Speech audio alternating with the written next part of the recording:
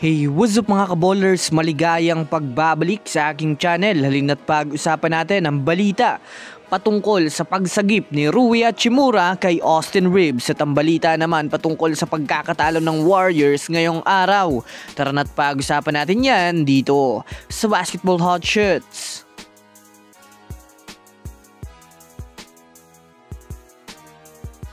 Una nga muna tayong dumako mga kaballers sa balita patungkol sa pagsagip ni Hachimura kay Austin Reaves. Well, sa naging laro nga po mga kaballers ng Lakers at ng Raptors ngayon ay masasabi natin mga kaballers ay talagang naging bakbakan ang naging laruan nila.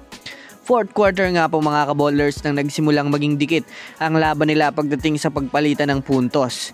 Hirap nga ang Lakers na makapag-penetrate sa Raptors dahil na rin naman sa literal na naging maganda ang ball rotation ng Raptors. Ngunit sa naging huling score nga po ni Austin Reaves ay doon na nga po hindi nagkaroon ng Raptors ng basket sa laro, kaya nabigyan nga po ng momentum ang Lakers na magkaroon ng winning shot na yan naman ang hindi sinayang ni Rui Hachimura matapos maipasok nito ang game winning 3 points na yan naman nga ang nagsagip sa Lakers at sa naging 44 points ni Austin Reaves upang hindi masayang ito. Kaya naman marami nga po mga kaballers ang natuwa ngayon sa naging performance ng Lakers dahil nagawa nga nilang maipanalo ang laro sa mismong home court ng Raptors kahit wala si Luka Doncic.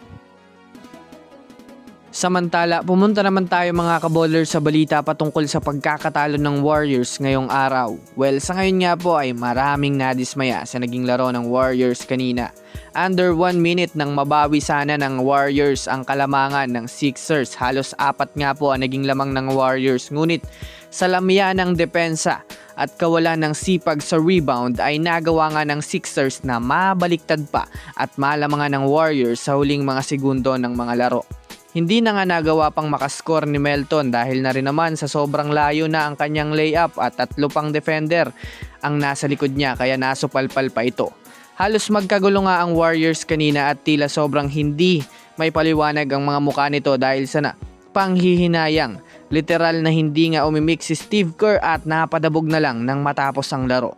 Sa ngayon nga ay bumagsak na sa 11-12 ang kanilang standings na masasabi nating hindi talaga kaya ng Warriors ngayon manalo hanggat wala pa ang kanilang mga main superstar. Bukod pa dyan, marami na naman nga mga fans ng GSW ngayon ang hindi nakakaget over dahil sa ang panalo na sanang Warriors ay natalo pa.